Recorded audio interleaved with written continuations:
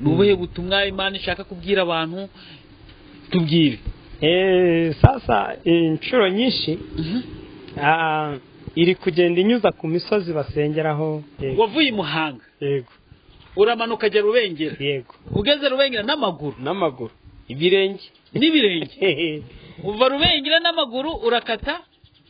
Ndaza Rubavu. Ujya Rubavu? Yego. Kilometero 80. Warabibaze? Narabibaze. Ngenda mbaye kilometero. Hanyuma ubutumwa bukomeye burimo Imana kugenda gutuma ku bantu n'ubushye. Iki cyambere iri kuntuma ku barwayi batandukanye. Nyine muri aya masengesho nuko nategetswe ntago telefone nemerewe kuyigendana. Ntago wemerewe kugenda telefone muri aya masengesho. Kuko ni ahantu kuvuga ngo ikintu ikora rero iyo ngeze ku bitaro kirambwira ngo injiramo. Ikintu nacyo bashobora kwita bakibaza Imana yakubwiye ati jya kureba David unamusuhuze, noneho kwa David niwe butumwa ruhazanye kugira ngo nundi muntu utakubonyeho mu rugendo rwawe usengera igihugu n'abantu n'Imana igenda ikiza, ati niwe butumwa ruzanye kwa David. Ubutumwa bizere ko Yesu kindi gusengera igihugu yabimpaye nk'itegeko irambwira ati zenguruka.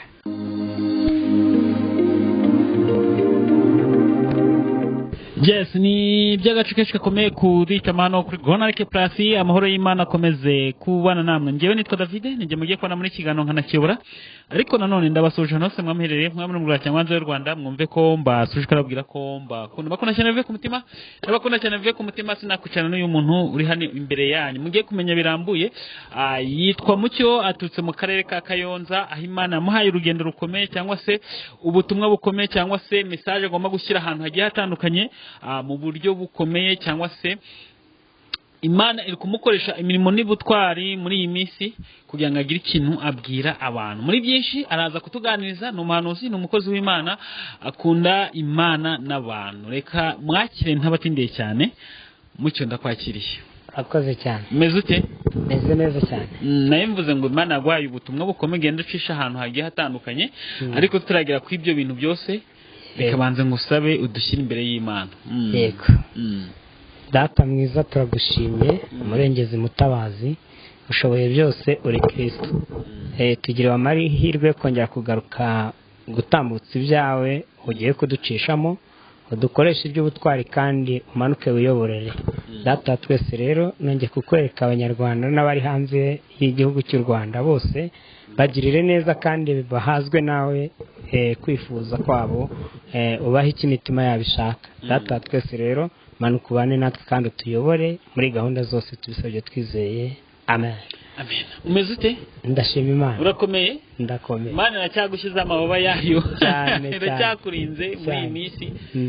Hanyuma rero duherukana kera, ntekereza ko ari mu mwaka wa 2025, hajya hari mu kwa kangahera. Hagati y'ukwa 11 n'ukwa 12 maho ngaho. Aho hagati niho twahuye. Maho ngaho. 2025. Uyu munsi rero twongeye kugirirwa amahirwe yo kongera guhura, ariko mbonye ngezeho ntago nayo mbyiteguye. Ubundi ingabo za Yesu zihora ziteguye. Ariko nanone ngiye ikintu kibaye ntekereza ko Imana ibikoze mu buryo bwayo. Yego. Kandi Imana ibikoze mu nyungu zayo. Yego. Hari impamvu tumije uza kunde ukabwira ahantu nkorera ukavuga tereka nsoze David. Yego. Ni impamvu Imana ikohereje hano. Hari impamvu. Yego.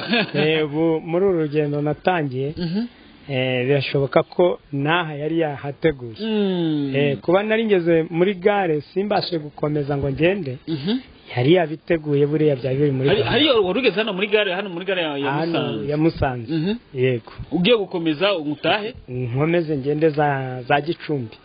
Ibyumba. Mukomeze ngende ibyumba. Yego. Hanyuma rero abantu badukurikiye ntago ndibuze gutinda mu byinshi, uri umukozi w'Imana, uri umuhanuzi, Imana igenda gukoresha imirimo n'ibitangaza bigiye bitandukanye. Hanyuma rero gerageza uduciremo mu rugendo rwawe uruhaga. Wavuye Muhanga? Yego.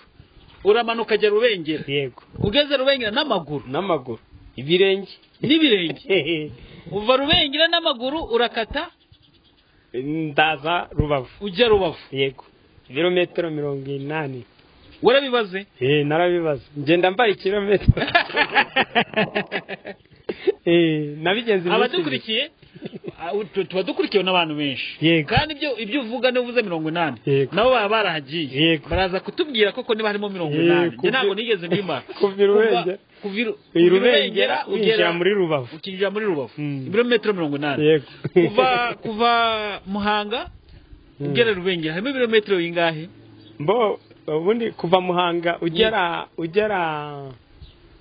kuri rasatire yaho nkuru ntuza ya Rubengera ni utambutse hirya ku Kibuye.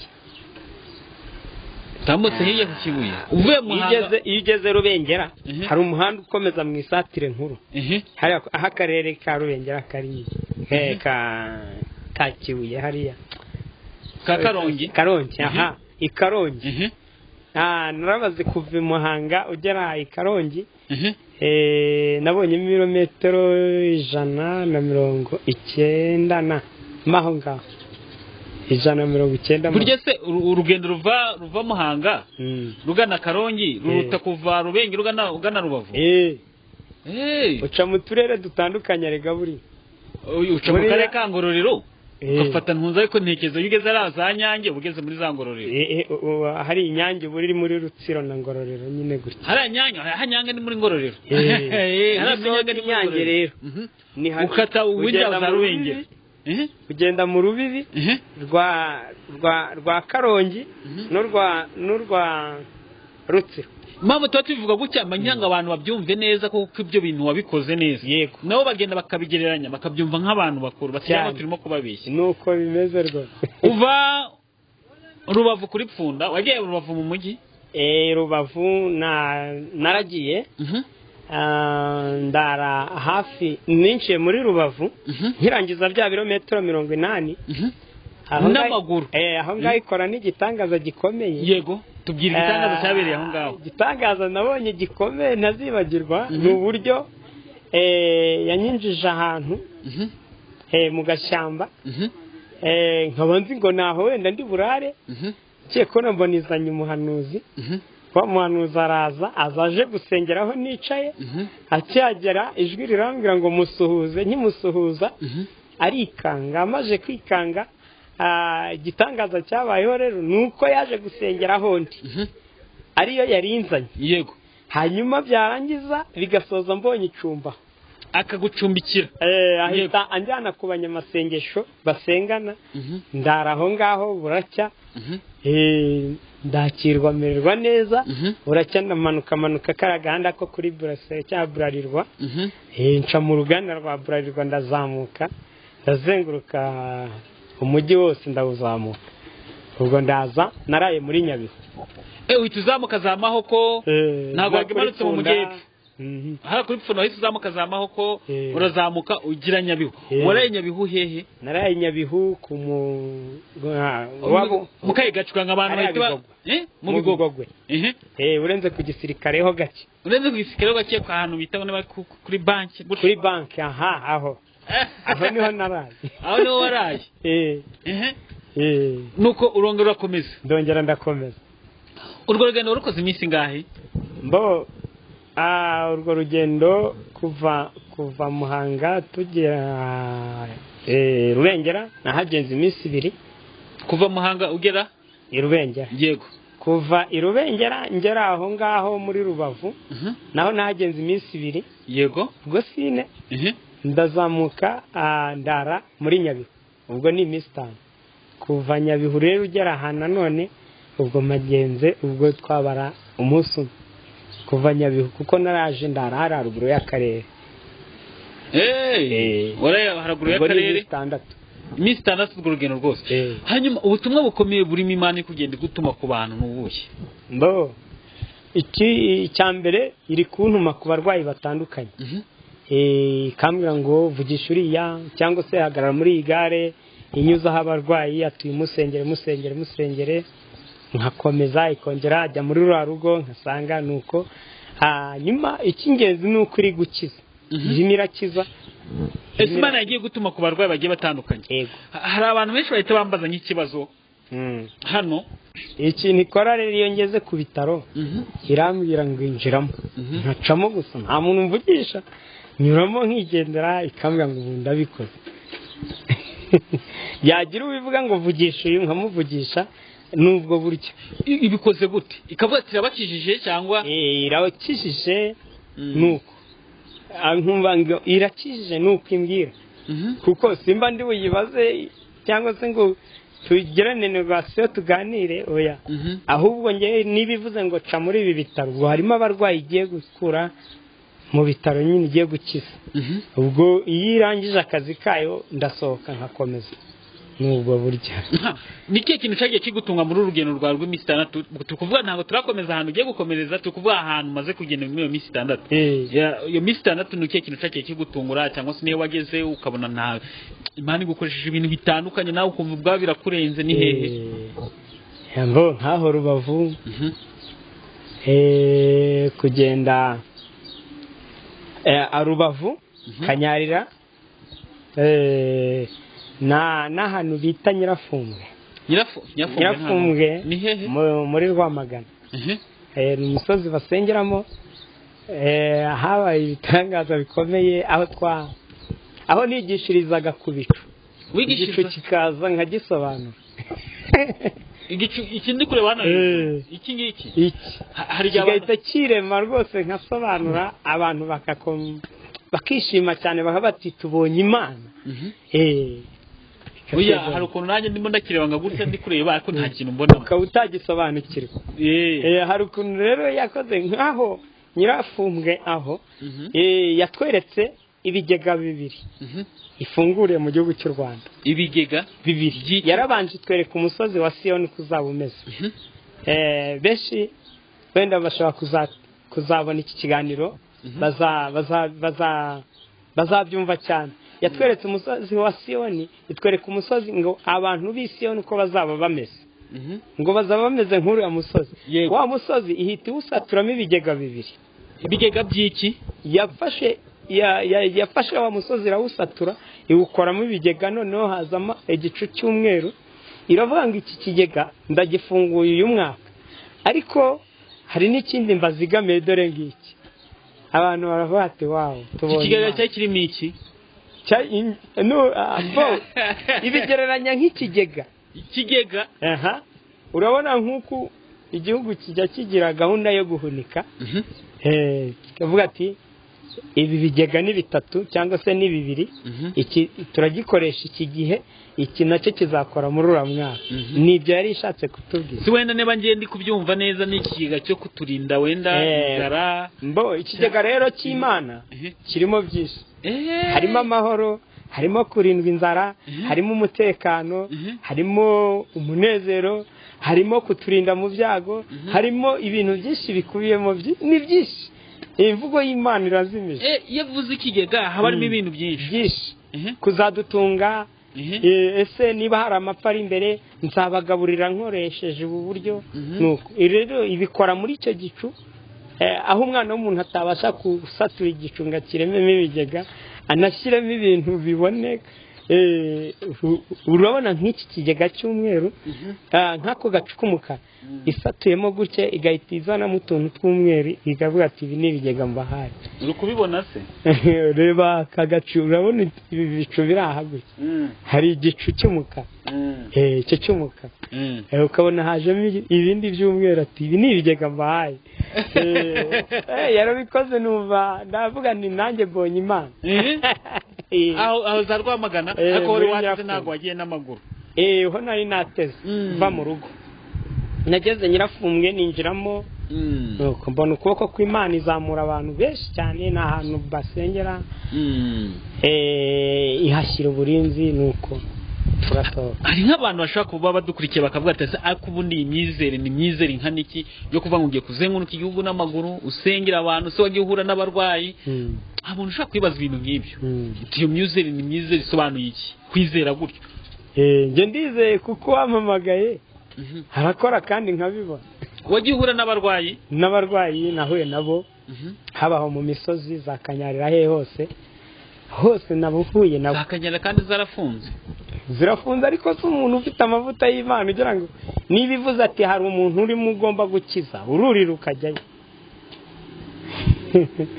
baba barimo barwaye se hari ababa bari gusenga kubw'ibibazo runaka, hari ababa barimo kubw'uburwayi, hari ababa barimo bategereje amasezerano, noneho naza nakubitana nawe ubwo Imana igahita igira ite yiyubahisha ikamusubiza. Hanyuma ubushobozi bwo kuba wagenda wenda nko kwigurira amazi, kuba Imana ibikora ute? Ubushobozi bwo kugura amazi cyangwa icyo kurya ikoresha ubwoko bwayo nk'uko ngo ibyaremwe byose ari ibyayo. Ntabwo nakwicwa n'inzara kandi ariyo yampagurukije.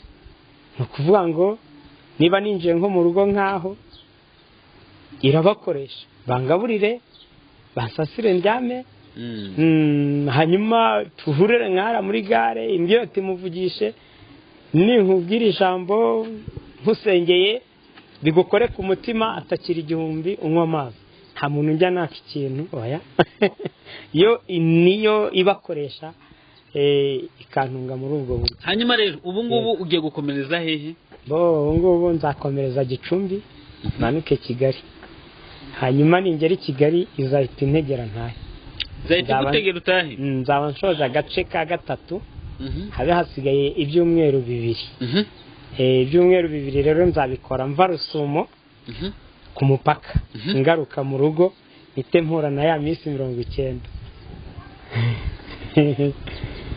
Ntago nsobanukiwe neza. Hazaba hasigaye ibyumweru, ubwo mu byumweru 12 ningera i Kigali muri iki cyumweru kidutangiye izantegera njye mu rugo. Ningera mu rugo hanyuma nzaruhukaho nk'iminsi 2 cyangwa 3, nite nkomeza ngere Rusumo ku iboda. Nimva ku iboda nzava ku iboda ngaruka mu rugo bihure na bya byumweru 2 bihive birarangiye ndangije ya minsi 90. Hari umuntu ushaka kwita yibaza ati si umuntu uri gukora ibintu ni muntu ki, ni Mesiya waje hano ku isi yaje gucungura abantu se? Ni umutambyi bisanzwe nkuko yamenye amavuta. Rero umutambyi abantu umuntu ashobora kwita yumva nk'ibyo bintu kandi avuga ati si ni Mesiya waje gucungura abantu hano ku isi, bavuze nkazaza nk'umujura nanjye ukuntu nkuyeho. Gusa ibimenyetso bye biratwereka kugaruka k'umwami wacu. Niba umuntu abasha kuzenguruka igihugu n'amaguru cyangwa se mu bundi buryo runaka, nicyo nacyo ni ikimenyetso kitwereka yuko Mesiya azaza vuba kandi ntabwo azatinda pe. Mu by'ukuri niyo muye n'abandi bahanuzi turakurura igisanzure tugasanga ibimenyetso biriho hari byo kugaruka k'umwami wacu kandi vuba. Ingendo zose wagiye ukora ni ririya somo zakwigishije mu buzima bwawe ku buryo na n'ubu uryamye wenda ugeze mu rugo uruhutse, ni ririya somo zagiye zikwigisha? Ingendo zose wagiye ukora ni nyinshi, mfitemo ni amasomo menshi sinahevuga ngo nyarondore, ariko gusa nuko yampaye umuhamagaro, mbona umuhamagaro yampaye utandukanye n'iy'abandi baba bafite. Nabonye bitandukanye kuko iyo mpuye n'umuhanuzi mugenzi wanjye nkamubwira situation ndi gucamo, aravuga ati si ubwo koko kweli nanjye ndi kubyibazaho ubicamo bikemera cyane. Agahita batabanshyizeho baro, ntabwo njye nta kindi narenzaho. Ubwo rero isomo kwihangana no kwizera ni ibintu bikomeza umugenzi, kandi ukumva neza ko icyo Imana ivuze kuri wowe ikunyujijemo ko kigomba kubyara umusaruro ku mpande zose, kuri buri kintu cyose, kuko byose byaremwe nayo. Hari ikintu cyaguca intege mu rugendo? Birahari byinshi. Ibihe ikintu kiguca intege ukumva ati Mana koko uru rugendo najemo koko ndi kumwe nawe, ndarusuzanya nawe cyangwa mbwira Mana? Bibaho cyane. Intege cyane ni iki? Urabona nk'ubu nageze amajwi akuganza. Amajwi akuganza. Nk'ubu ngeze muri gare nkumva David anje mu mutwe cyane, ariko ndimo nzamuka muri Rutsiro yambwiye ati David tumuciyeho, ese ko nta telefone mfite tuzamunyuraho gute? Nzamuvugisha ne ko nanahaguruka atazi iby'uru rugendo? Ati David tuzamusura. Hanyuma ngeze muri gare yongera kunyibutsa, imaze kunyibutsa ndavuga ni byanga byakunda, ijwi riraje rirambwira ngo ntabwo uri bumubone. irindi rikambwira ngo ndamubona. Iryiganzaga ni irihe? Iryiganzaga ni ndamubona. Iryiganzaga ni ndamubona. Irindi ngo yarigeze aho ricika intege. Hanyuma ndaje ngeze aha. Iraje ngeze aha ati wabonye yanzu wakoreyeho ni nayibonye. Ati ngaho injira hariyo mu icyayi. Ngeze mako nkumva umutima ukomeye ati ntago mubona irinde ndamubona nuko maze kunywa impagaritsa mamara nk'iminota 3 yangije irambwira ngo genda ukomange. Ndakomanga. Maze gukomanga rero unkinguje mbazuye unkingura ati David arimo mba nkubonye ari. Wow, ni Imana ushimye. Ntago wategeze se kano nakoraga nahavuye. Ubwo yo nukuvuga ngo kuva Kayonza kaza hano n'amaguru ni ibintu babitoroshye. None tutanavuganye nanjye nk'umuntu uri gushakisha n'utundi tuntu Imana yakubwira ati kata hano. Iba yabiteguye rero. Urucanege ruba rurimo ariko iba yateguye igisubizo kikaboneka. Muri abantu ntago bashobora kuba bakubona bakakwita umusazi. Bamwe cyane hari nabambona ati uyu muntu ameze nk'uwahaze inzoga ndiseriye ndi muzima neze neza. Arabakubona ati uyu muntu yasinze. Ubwo nyine bifite ukundi kuntu bambonyemo bakambona nk'umusinzi ariko kuko ntabavugishije cyangwa se bakambona nk'umusazi gutyo ariko mu by'ukuri yo iba yakoze ikigomba gukora. Munsi hari ikibazo nibaza nta telefone ufite. Nayo. Umuryango wawe uvugana nawe uti? Umuryango wawe iyo uhagurutse umuryango wawe urasezera ati ndagiye. Nabo nukuvuga ngo nyine tugerageze tubwire situation umuryango nk'ubu ntago uzi amakuru umuryango wawe. Ntago nyazi. Ariko ibigenda imbwira ati umuryango ndawurinze bimeze gutya nahura n'abantu runaka umuryango wawe uhagazeho bineze gutya igizite nuko nukuvuga ngo rero niba nzajya muri mission nk'iyi nkaba mfite mission nzajyamo ubwo madamu wagenda bimenyeshwa bibona mu mayerekwa nawe arerekwa nawe arerekwa ukwiye ko we aracyafite kwitinyamo ntago aratinyuka cyane ariko arerekwa. Hanyuma bikacamo nkamubwira iki n'iki nzagenda twajya gusengera nk'ahantu abahanuzi bakabihanura ati dore uragiye we rero agatangira yitegura urugendo ngiye kuzajyamo. Ubwo nukuvuga ngo niba nahagurutse nkagenda we ategereza ngarutse sinjya mubwira ngo nagiye ahubwo babona ngarutse. Uhaguruka utamubwiye ukugiye kuno ukabona nkugezeho nawe arabyuka agasanga reka da hari n'igihe nta mugabo uri mu rugo. Oya hari igihe abyuka turabyuka agakata agiye nko mu karimo runaka agasanga nagiye kare. Nta mwana ushobora kumenya ngo ndagiye. Oya ahubwo bamenya ugarutse. Ntabwo ibyo bintu byagusenyera urugo. Oya kugenda utabwiye madamu ati ngiye aha ngaha nzatindiye iki n'iki. Yarabyakiriye rwose ni umuhamagara Imana yadushyizemo kandi yaduhaye ubushobozi. We ntagiye si nubwo yabyakira ariko ari abana b'abana ducika intege ntagiye urumva byamucenga intege. Nabacika intege wataka bati ariko nk'ubundi baba waragiye hehe abantu bakakubwira ati ariko ubundi bimeze bite ko ugenda ukamara iminsi umwe tutakubona. Reka nta kibazo babifata nk'ibisanzwe barabyakiriye rwose baba bazi ko ndi mu murimo kandi cyambere madamu niwe wasengeye impano zimaje gufunguka rero anezezwa nuko impamagaye igiye kunkoresha. Icyo nicyo cy'ingenzi. Hanyuma birangije yarabyakiriye rero birangije nukuvuga ngo niba ngiye nkagaruka arishima kuko nagiye ndi muzima nkaba ngarutse ndi muzima kandi hari benshi yakijije hari na byinshi yakoze. Uko byagenda kose rero biremera irigwatiriza ku mpande zose ikahagwa. Ni inyembaraga. Hanyuma se uburyo bwo gutunga umuryango niba uba ikihe kinini ukimara mu ngendo z'Imana ugasubira mu rugo uburyo bwo gutunga umuryango utunga ute mu buryo bw'ubushobozi ariko mu buryo bw'ubushobozi iyo iba yarabyikoreye nyine nuko nukuvuga ngo nyine utete yabyikoreye uko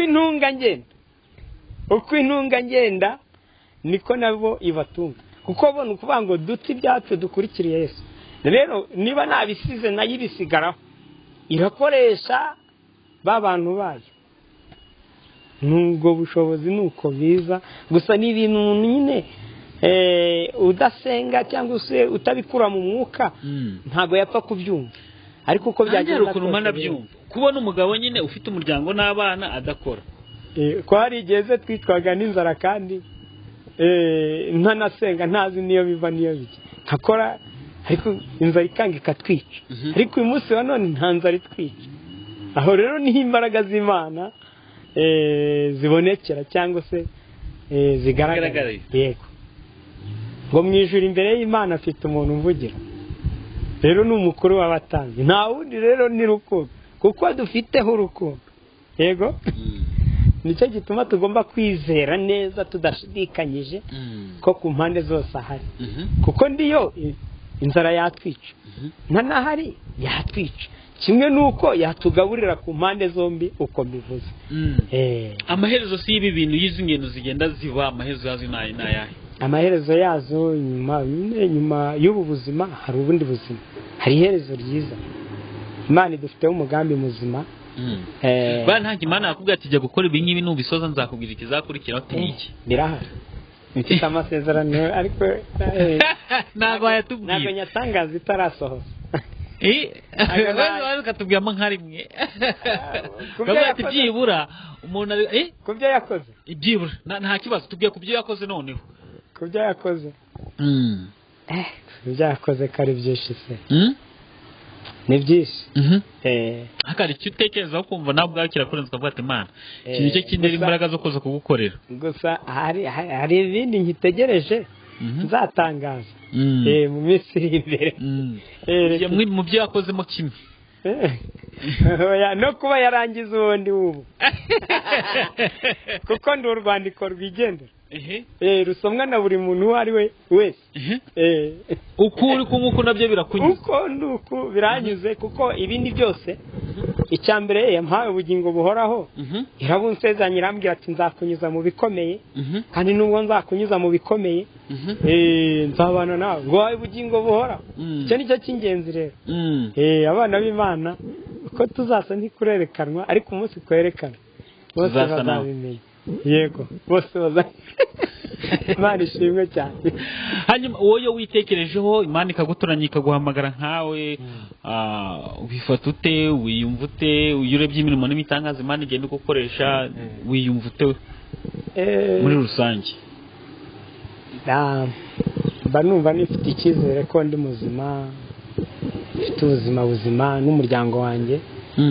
Buriya niba ndi mu nkaha umwana akaba ajya ku ishuri nta kayi yaba yabuze igakoresha umuntu nkabona arazizanye iki ni ibintu bituma numva ngomba kugira imbaraga mu byayo nkagira umwete mu byo yampamagariye nkumva nyotewe no kuba natabara ubwoko bwayo kuko irakiza pe. Nkawe ngo muhanuzi nkubajije ngo sobanura umuntu wamusobanura ute? Nkawe Imana igenda ikoresha yakujyanye ahantu henshi hagiye hatandukanye ugiye gusobanura umuntu wamusobanura ute? Umuntu akubiyemo byinshi. Wamusobanura ute umuntu wakubajije ati tubwira umuntu? Umuntu akubiyemo byinshi kuko duca mu bintu bitandukanye. Buriya buri muntu wese umwanya arimo ni umuhanuzi. Umwanya arimo? Yego. Nashaka bari mu musinzi kuko iravuga ngo buri muntu wese ni uwanjye ariko umwanya arimo arahanura cya gihe arimo. Rero umuntu Imana yonyine niyo ishobora kubasha kumusobanura kuko ntabwo wasobanura umuntu ngo ubishobore. Umuntu ntabwo wamusobanura ngo ubishobore. Uri umuntu mugenzi we ntabwo byashoboka ariko Yesu we cyangwa se Imana yacu ntabwo igomba kubisobanura bikemera. Naye ngize ngo wenda nkango buwagihura n'abantu benshi bagiye batandukanye abakwita umusazi abaguseka abagufata uko utari abagufata neza abakuba icyubahiro abatakiguhereza abagusuzugura n'abatagusuzugura ngira ngo nkawe wamenye kuvuga umuntu abaguhemukira abataguhemukira. Ibyo rero urwo ruhare ntago rundeba rurareba iyera kuko niyo ifatira umuntu aho imusanze. Ese uri ahantu hose ugiye Imana yagutegura ukuntu uri buryame cyangwa niba uryama nko mu ishyamba oya mwicyambaketse nk'uko ndi mu musozi nyirafumbwe namaze iminsi 5 iyo ninjiye mu musozi rero sinsohokamo ubwo nukuvuga ngo niba ari iminsi 5 ibara amanywa n'ijoro urabara iminsi 5 amanywa n'ijoro ya minsi 5 nurangiza uyibare bite mpabwa odayo gusohoka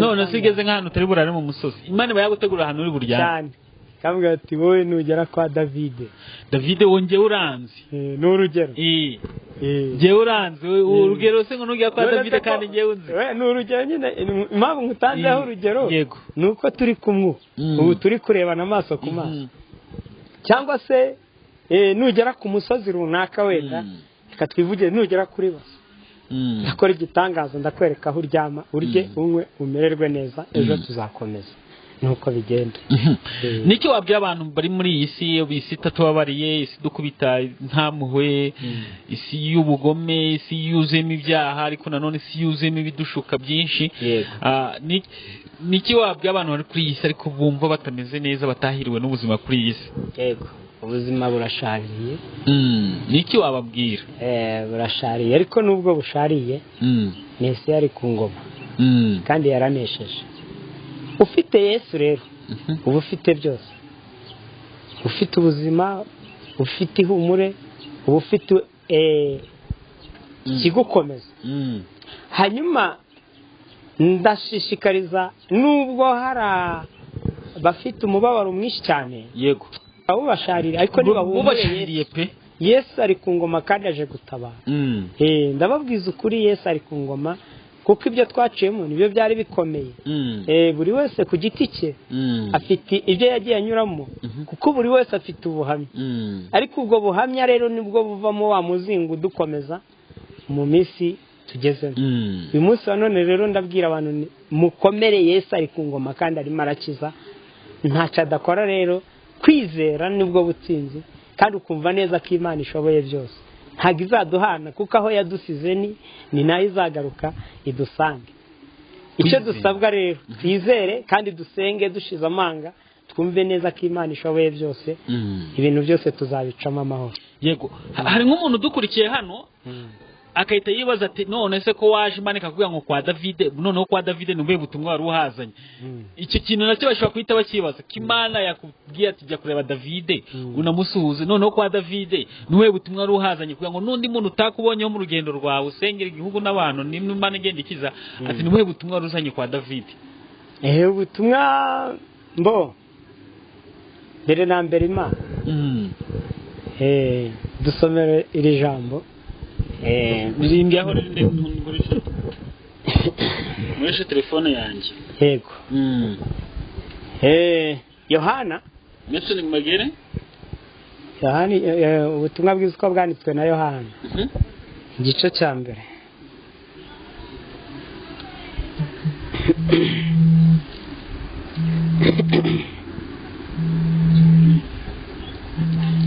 Yohana ubutumwa bwiza uko bwanditswe na Yohana igice cya mbere dusomere igice cya mbere hano handitse ngo Yesu Kristo ari we mujambo y'Imana ahinduka aho ngaho yego reka dutangire haranditse ngo umutwe w'amagambo uranditse ngo Yesu Kristo niwe jambo ry'Imana ahinduka umuntu ubwo nibyo Yesu Kristo ari we jambo ry'Imana ahinduka umuntu mbere na mbere niko handitse yego mbere na mbere hariho jambo yego jambo yahoranye n'Imana yego kandi jambo yari Imana yego uwo yahoranye n'Imana mbere na mbere yego ibintu byose niwe wabiremye yego ndetse umuntu ndetse mu byo yaremye byose nta na kimwe kitaremwe nawe yego muri we harimo ubugingo yego muri we harimo ubugingo kandi ubwo bugingo bwari umucyo w'abantu yego uwo mucyo uvira mu mwijima ariko umwijima ntiwawumenya yego hariho umuntu watumwe n'Imana witwa Yohana yego uwo yazanywe no guhamya iby'uwo muco y'uwo mucyo iby'umuco ngo nkatume bose bizera. Yego. Ngo atume bose bizera. Ikera. Turekere hano. Yego. Atume bose bizera. Ngo mbere na mbere hariho jambo kandi jambo uwo yahoranye n'Imana kandi uwo jambo niwe Mana. Jambo rero tuzi neza ko ari Yesu Kristo. Ibyaremwe byose niwe wabiremye. Iyi message nyiherewa hariko. Nyiherewa. Ubwo rero icyangenzaga muri make biri ni ijambo nyine bahaye.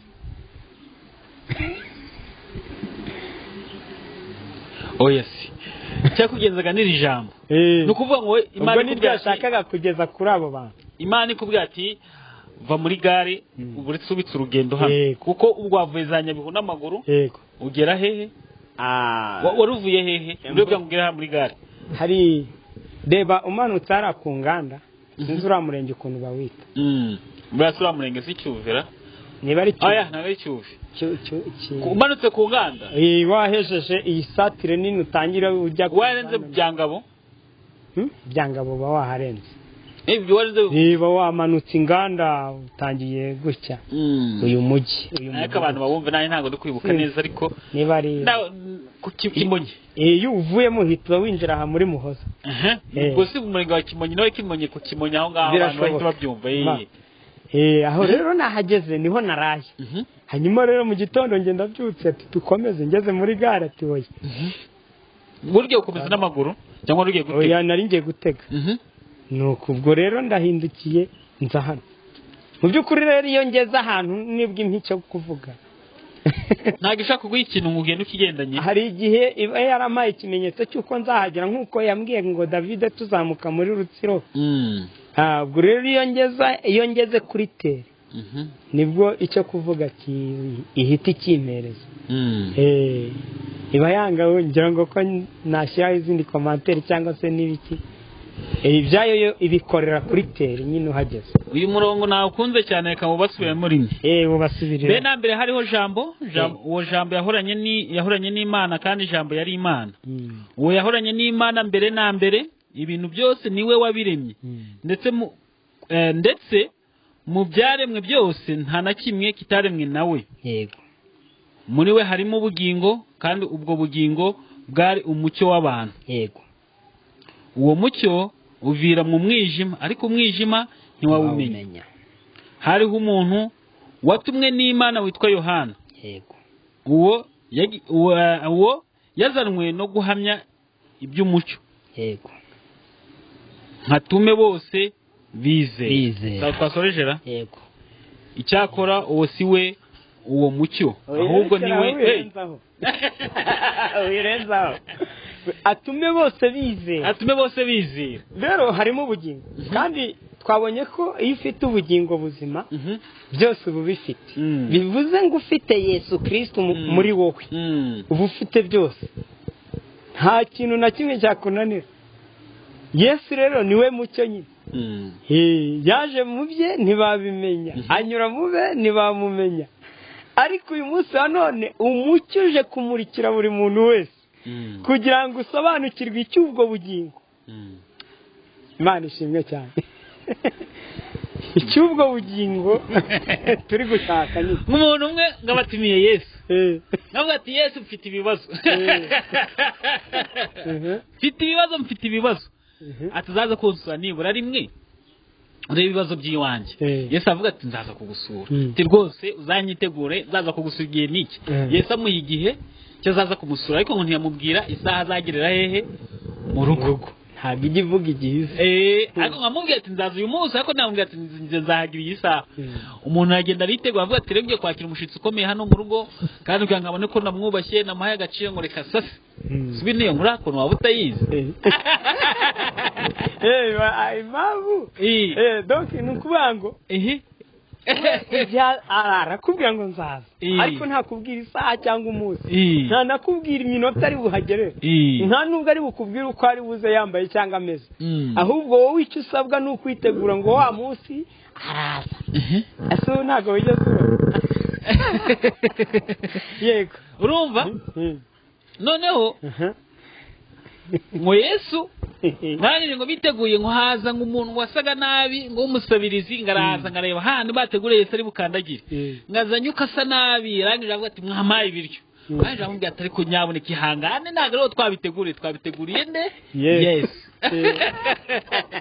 aravuga ati mu ibiryo nyaboneka dore ndashonje murakunda sate have Yesu arakandagira hano yabatekanye kwica mu nzu basi ndebe bakavuga ati reka utanuzi intebe Yesu ari bwicare baramwirukana nama taho ubugiye hafi kujya ku ruhande Yesu ataragusanga hehe hano yego arangije ngimvura naragwa ngimusanga hanze aranyagirwa uwo muntu anyagiwe angaritahira wa muntu witeguye Yesu ngakomeza aricara ategereza Yesu abona burije arangije avuga ati ngariko mana koko ngariko Yesu kwavuze ngo nubeshya kuki wambeshya kinige ngiye kujya kuri handi yavuga ni Imana kubwira tuzaze kunsura yego Yesu arangije amura ati mbeshya nte yego ati wambeshye nguzaza kunsura ndanateka ndanakwitegura ngutegura ibinuza byiza navuga ati nkonkwereka icyubahiro ariko ntago wigeze uza yego Yesu avuga ati reka ntago nigeze nkubeshya yego ntago nigeze ngirute nkubeshya ahubwo naraje usubizayo yego ati tesi tinaje usubizayo tuwibuka wa muntu waje usa nabi ugize gutya na gutya kazi wawe tindamwibuka ngo tuburye bo yari nge no kuvuga ngo tuburye bo yari nge bivuze ngo umukristo cyangwa se abizera Kristo dore twizeye kuko ntituzi ishusho azaziramo ni ukuvuga ngo ubu ndaza ningera iwawe nze nashonje meze nabi mubwire wampaye ibiryo nundeba wese uyu muntu uko ari muzima akaba ingingo ze zikora ndetse nkaba numva avuga neza nta kibazo afite atawuda mvira akahita akubwira gutya birakubaho bimbaho cyane hari aho banyirukana akavuga ati ntabwo nshaka kuvugana nawe wowe uri umutubuzi bakabivuga ariko ibyo ni bya bicantege ariko nanjye ntafite imbaraga nkurikije ukuntu nkubonye mu kanya n'akana ubonye ntagutunguye ntafite imbaraga nahita avuga ati ariko uyu muntu waturutse Kayonza bite ubona ko nawe nkwaje ariko bite nuko nyine ari ukuntu ucikamo intege ukuntu ukagira izindi mbaraga ukavuga ati none reka nakira urugendo rwa Yesu rero rurakomeye rurakomeye ariko nimuhumure ntabwo tuzi uko azaza nyine azaza nk'umujura ariko uko azaza icyo nzi cye nuko azaba atuzaniye ihumure n'ituze nzi neza yuko ababashije kugira icyo bakora muri uru rugendo bakanyakira tukahuza urukundo tukaganira tugasengana hari ugutabarwa kuri bo hari gutabarwa ko Imana bagiye babona kandi nawe ubu hari ituzizanye ku buzima bwawe ndetse n'abadukurikiye bose ndetse nanjye ubwanjye uri kubabwira hari ituzi tumanukaniye ubu rero hari impamvu iri jambo ryagombaga guca kugira ngo buri wese ahabwe kwizera ko hari ubundi bugingo hari ubundi buzima hari iyindi neza Imana idufitiye ntabwo rero itugambiriyeho ikibi ahubwo itugambiriyeho ikiza umucyo waviriye mu umwijima ntiwigeze uwumenya ariko umwijima ugomba kurangira ku buzima umwijima rero ni ubu bubabare ducamo ibigeragezo izi ndwara gupfusha kugira gute ugahora umuntu yihebye ariko Kristo yaje akubera umucyo kandi ukabona ibintu byose biremewe ariko noneho biri kugenda biza ntago ukuntu nje na oya ngiye bafite imbaraga cyane kandi ntabwo uyu murimo nkora ntabwo ari uwanjye ugiye umurimo wa Kristo ni wa Kristo ntabwo ari uwanjye kandi Kristo nzi ko atakwemera ibintu byateza ikibazo ahubwo azana ibikuraho ikibazo kuko byahaka ijambo ngunda kubwira abantu bati nta kintu Imana ikorera mu gihombo cyayo ikorera mu nyungu gusa ntabwo Imana ikorera mu gihombo nta n'umunsi n'umwe Imana yigeze ikorera mu gihombo bavuga ati gutya Imana yakoze ngipanga bije nabi ngirahomba buri kintu cyose sinzi hano nigeze gusoma Imana banje kwica umwana w'umuhungu hamwe ishaka kigangira irengera uwundi azarengerwa biki nkaba umwami sinzi ngo hano nayisoma ka David se ngimanza yica umwana w'umuhungu ahantu kugira ngo ngo ajye gukura mu muryango wapfuye mu mwana kugira ngo azagaruke abumwana si kwa Dawidi ahubwo birashoboka bishobora kuba iyo nkuru iri kwa ba Dawidi ubwo naho ngaho sinzi abantu basomye cyane bagira ko nanjye sinzi hano nigeze kuyisoma ukuntu yagiye kwica umwana w'umuhungu ngo umuhungu akuremo uwo muryango azagaruke aba umwana urumva buri kintu cyose Imana igukorera mu nyungu. Hanyuma mucyo twaganira ibintu byinshi bigiye bitandukanye, nta telefone ufite kugira ngo abantu babe bakuvugisha, uburyo bwo gusenga n'abatagize amahirwe yo kugira ngo baceho basuhuze. Kuko niba ari ijambo nkuyemo mwajya jambo tubwiye hano mu Yohana ngo yaje kugira ngo gitume abantu bagira ute bizera. Umunsi rero mwizere ko hari ubugingo buhoraho. Iryo jambo narifashe nk'umuntu ushobora kudukurikira yizeye ni gute yakubona ute yakuvugisha ute? Ni ukuvuga ngo muri iyi minsi baraba bakurikirana ikiganiro, telefone yo ndayisiga ariko bazayibona mu kwa gatandatu. Kubera iki mu kwa gatandatu? Ni ukuvuga ngo iminsi 90 ninyisoza hazabaho kuruhuka. Hari ibyumweru biri hagati y'ibyo byumweru 12 kugera mu kwa gatandatu. Nzaba ndi kuruhuka nanjye irimo igenda igira igikora. Nzaba ndi mu karuhuko, telefone izongera gusubiraho mu kwa gatandatu. None se telefone kuba utayifite ntabwo ari ukuyibura? Oya, niyo yayifunze irambwira ngo tugiye mu kazi, nzayifungura mu kwezi kwa gatandatu. Nuko bimeze. N'umugore yagerageje kuyatsa biranga, ndagenda akoresha iki? Oya, nyine nge manzu mbwira ntabwo ari uburyo bwo kuba telefone. Impamvu yo bari uburyo bwo kuba telefone nakubwira abantu bari hano bari buze kugukunda bakaba kugura telefone, ariko ntabwo ari uburyo bwo kuba telefone ku buryo ufata urugendo rw'iminsi ngaho iyo ngiyo nta telefone. Aba ari uburyo bwo kugira ngo ugende itungura abantu gutya uko ngende itungura abantu nanjye ntungura gutya muri ubwo buryo. Okay, nyine muri aya masengesho nuko nategetswe ntago telefone nemerewe kuyigendana. Ntago wemerewe kugenda telefone muri aya masengesho kuko ni ahantu kuvuga ngo telefone ishobora kumvangira kandi hari gahunda zayo yari yibereyemo. Ugasanga ninjiye mu bindi, cyangwa se niba ngeze ku musozi hari abantu tuziranye nkajya guhamagara kandi ibyo ntibibareba, ahubwo yishaka kugira ibyo ikora byayo byihariye. Ubwo rero nubwo buryo telefone rero nubundi nzahisubiraho mu kwa gatandatu ndangije izo connection zose z'amezi 3 nahawe. Telefone irahari mu rugo ni nzima? Irahari, yarayifunze tuyishyira. Hari igitangaza cyabaye rero kuri iyo telefone. Mbwira nyine abantu tuba dukeneye kumva ibitangaza by'Imana. Uburyo Imana ikora, abantu bumva Imana irakora ariko bakaba batazi uburyo Imana ikora. Maguruka icyiciro cya mbere. Yego. Icyiciro cya mbere njya ku mashyuza. Naciye ahantu bita Ingoma. Ariho nahagurukiwe, ari naho naherewe message yo kugendura urugendo rwose nyayo imigenda imibimenyetso. Nayisigiye rero umushumba waho. Nimuhaye bayishyira mu kabati. Akabati gahita kiba. Akabati gahita kiba kafungutse mvuye aho ku mashyuza. Ndaza mageze ati twarwanye n'akabati byaranze. None se byagenze ati twayishizemo kanze gufunguka n'ibyacu birimo byagumyemo telefone. Yego. Nuko ndaje ndimuzana urufunguzo ndafungura nkuramo telefone ndikomereza.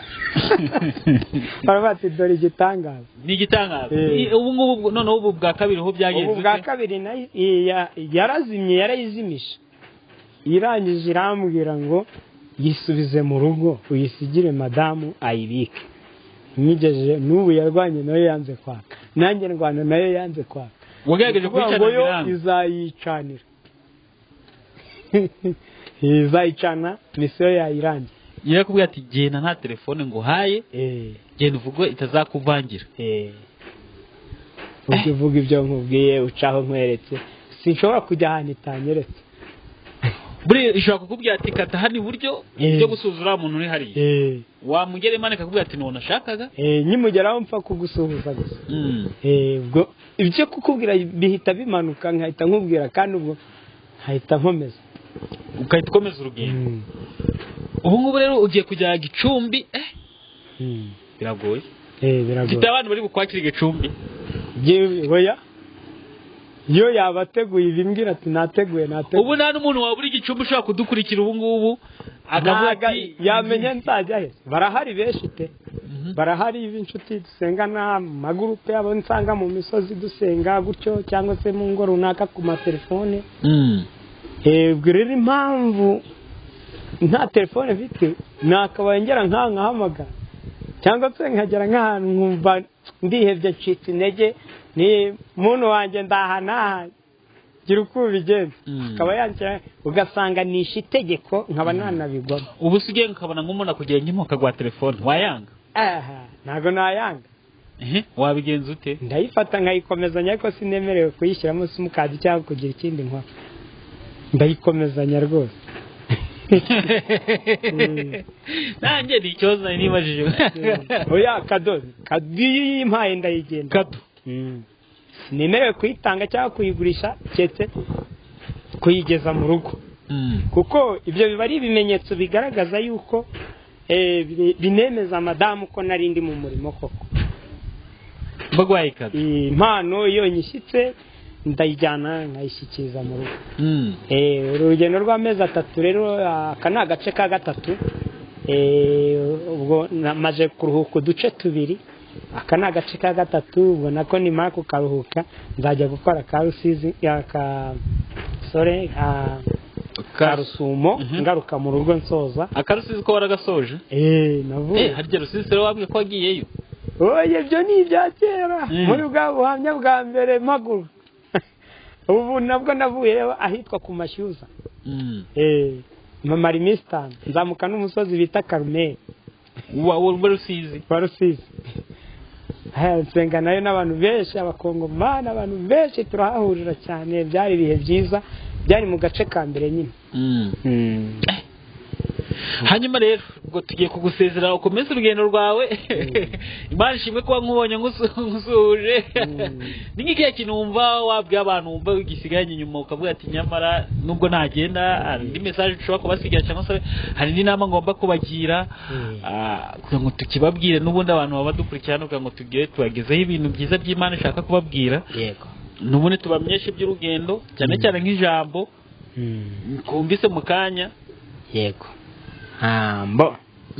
bizere ko Yesu ari mu kazi ikindi ndabivugira muri iri jambo yego usanga muri Zaburi ya 50 narize mu mutwe njye mba mbireba gutya mba mbifite mu mboni yego Zaburi ya 50 umurongo wa 3 ni umurongo umfasha cyane n'umurongo wa 7 umurongo wa 3 turavuga ngo Imana yacu izaza ye guceceka kandi imbere yayo umuriro uzakongora umuyaga w'ishuheri uzayigota uzayigota rero ije gutabara abantu bayo wowe wari uri mu kazitiro k'ibibazo wowe wari uri mu ntambara zitarangira wowe wari wumvishije imbaraga z'umwijima zishatse kukuganza gira ihumure kandi ugire gukomera izaza ye guceceka noneho umurongo wa 7 wowe udusomere umurongo wa 7 uri Zaburi ya 50 usoma umurongo wa 7 3 yo iyo twayivuze uruvuze ngo Zaburi ya 50 umurongo wa 7 Zaburi ya 50 umurongo wa 7 haranditse ngo reka tubanze tuhagere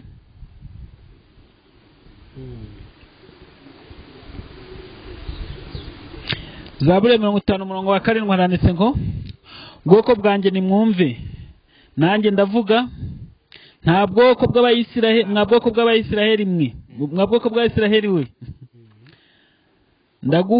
ndaguhamiriza ni njye Imana yawe Imana ishimwe cyane yego uyu munsi rero icyo gihe habwirwaga ubwoko bw'Abisiraheli uyu munsi rero habwirwa abicaye aha n'abadukurikiye kuri kamera za Gonera nzi neza yuko Imana yacu ishoboye kuko iduhamirije ko ariyo Mana yacu ntacyo tuzaburana nicyo tuzayiburana mukomere rero kandi ngo mubwirane ibyururutse imitima y'ab'i Yerusalemu cyangwa se y'abategereje Isiyoni muhumure gitara ari ku ngoma mu ijuru imbere y'Imana mfite umuntu mvugira n'umukuru w'abatambyi kandi yitwa Rukundo mpamya yuko izina ryanjye riri ku mutima we ugamvugira na mwanzi wamunyirukanaho ugamvugira nta mwanzi wamunyirukanaho. Imana ishimwe cyane. Imana yo mu ijuru ishoboye byose kuko iduhamirije ko ariyo Mana yacu tugira ibyiringiro aracyariho gutabarwa. Message rero mfitiye abaturarwanda ndetse n'abari hanze y'igihugu, nimuhumure haracyariho gukiza kw'Imana, nimuhumure haracyariho gutabarwa. Imana iradutwikiriye, idutwikirije imbaraga zayo kandi imbaraga zayo zirimo byose. Gutwi kwe igucyarije kumva gutaka k'umunyamibabaro, ikiganza cye kije gukora imirimo n'ibitangaza aho waba uri hose, mu mfuruka zose zigize isi, aho waba uri hose ku mbibi z'isi, aho ziri hose, waba uri mu birwa waba uri hehe, ndakubwira yuko Imana iguhamirije ko ariyo Mana yawe kandi ntizigera ijya kure yawe. Nimuhumure rero uko yari iri n'ubu niko kiri, uko yayoboje Abisirayeli igicu cyaka ikayoboza igicu cy'umweru ndetse n'icyirabura, uko niko ikomeje kutuyobora. Kandi nimuhumure Siyoni tuzayitaha amahoro. Hanyuma Imana irimo iratembera mu bayo, irimo irasura bitunguranye. Uko izaza kose upfa kuba warayisabye ngo Mana ngeraho umpe ikimenyetso, kandi nawe ubonye ikimenyetso cyuko Imana iri mu ruhande rwawe. Ikomeze itugirire neza, amahoro n'umugisha bikomeze bisakara igihugu cy'u Rwanda no ku baturarwanda. Ndabakunda cyane, ndi inshuti yanyu y'akadasohoka, ndasenga umunsi ku munsi, ijoro ku ijoro mba nsenga, aho najya hose mba nsengera igihugu cyacu ngo kigire amahoro n'umutekano. Abayobozi bacu ndabasengera, abaturage ndabasengera, guverinoma y'u Rwanda yose ndayisengeye mu izina rya Yesu. Amahoro n'umugisha bimanukire rubanda, kandi itonyanze ibitonyanga by'umugisha ku gihugu cy'u Rwanda, kuko hari aho dukeneye kuva, hari n'aho dukeneye kujya. Uyu munsi wa none hari ibyo twagezeho, ariko hari n'ibyo dukeneye ko twagera. Nta kindi rero kizabitugezaho ni uko twabasha gukora kuri bya bigega yatweretse. Imana ishimwe cyane. Ndabakunda cyane rero. Ni Mucyo umutambyi, mu bubasha iduhaye n'imbaraga iduhaye gukoresha, tuzikoresha uko ziri, kandi twizeye ko irinda izadusohoresha amahoro. Turagushimiye cyane rero kuba wemeye kugana natwe. N'abantu bose badukurikiye, niba wakunze ikiganiro wibuke gukora subscribe, nubona agiye kudusigira nimero yiwe ari kizaboneka mu kwezi kwa gatandatu, ariko nanone niyange bihari ku buryo mutabura uburyo twakomunikana cyangwa twavugana, mubaye mumukeneye cyangwa se mubaye kumukeneye kumuvugisha. Hanyuma rero niba wakunze ibiganiro byacu tugenda tugeza hano, urakora subscribe, ariko nanone reka nsabe Mucyo asengere abantu bose bafite ibibazo, bafite ibyifuzo, bafite uburwayi, cyane cyane kari Imana mutumye muri iyi minsi gukora tunasoza ikiganiro cyacu. Cyane cyane ndimo ndasengera abarwayi. Abarwayi, uburwayi ubwo ari bwo bwose ni uburwayi. Hanyuma nkasengera abantu bari mu butayu bategereje amasezerano isohoze. Ibyo byose ni imwe muri message ndi kugenda ntambutsa kubo muye nabo, kandi nzi neza ko izabikorera kuyubahisha. Reka dusengera abarwayi, n'ayo masezerano yacu abohoke mu izina rya Yesu. Mana nziza, Mana ikomeye, Murengezi, Mutangabugingo, ijambo riratubwiye ngo nuza ntuzaceceka, kandi wongeye kuduhamiriza ko ari wowe Mana yacu. Wongera kutubwira ko ari wowe mukuru w'abatambyi, kandi uvugira n'abatafite kivugira. Uyu munsi hari abarwayi, hari indembe ziri mu bitaro, hari abarimo bajya mu bitaro, hari abarwayi mu bice bitandukanye, abarwayi za kanseri, imyijima, indwara za karandi. Ibyo byose imbaraga z'umwijima zose turazirukana. Umucyo wa Kristo nukize abanyarwanda, nukize abantu bose muri rusange, uburwayi bwanze gukira bukire mu izina rya Yesu. Twarahamagawe duhabwa ububasha bwo gutegeka. Turategetse rero izi ndwara zikire. Hari abari ku misozi rero bategereje amasezerano. Waravuze ngo nidusenga dufite kwizera tuzategereza amasezerano azasohoza, uzayasohoresha kwiyubahisha kwawe.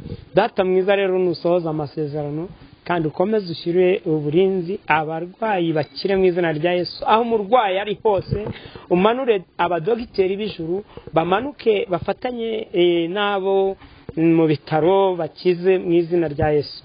Uri Imana, uri nyakubahwa, ushoboye byose. Kristo tubisabye twizeye, amen.